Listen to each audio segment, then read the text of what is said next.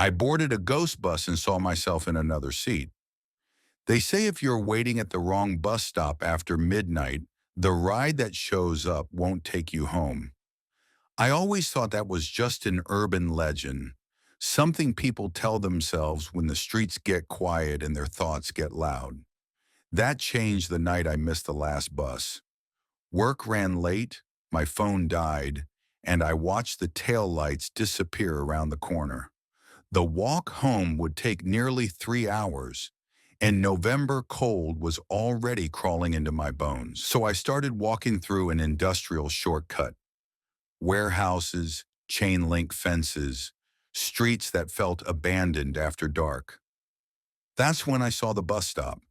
It sat under a flickering streetlight, wedged between two empty buildings. Rusted bench, cracked shelter, no schedule, no map, just a faded sign with a symbol I didn't recognize. I was sure it hadn't been there before, but my feet hurt and my fingers were numb. I told myself I'd wait 5 minutes. The silence was the first thing that felt wrong. No cars, no sirens, just wind in my breathing. Then headlights appeared. No engine sound. No approach. 1 second the road was empty. The next a bus was stopped in front of me.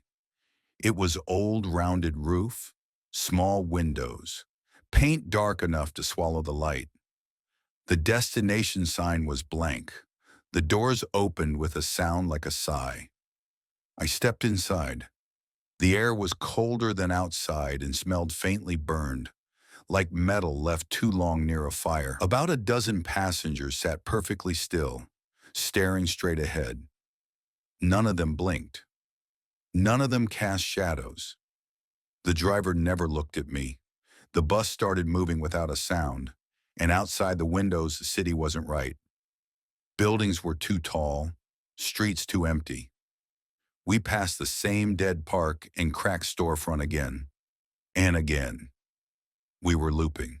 When I saw him, 3 rows back, same jacket as mine, same tear on the shoulder. When he turned, my stomach dropped. It was my face. Every detail was perfect, except the eyes, burned white, empty. He smiled like he knew something I didn't. I ran to the front and screamed for the driver to stop.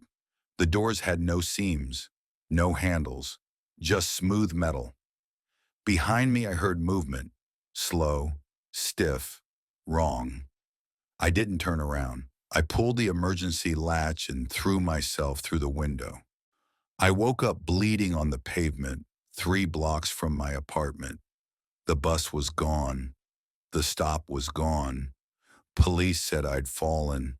The next day I checked, there was no sign anything had ever been there. It's been a year.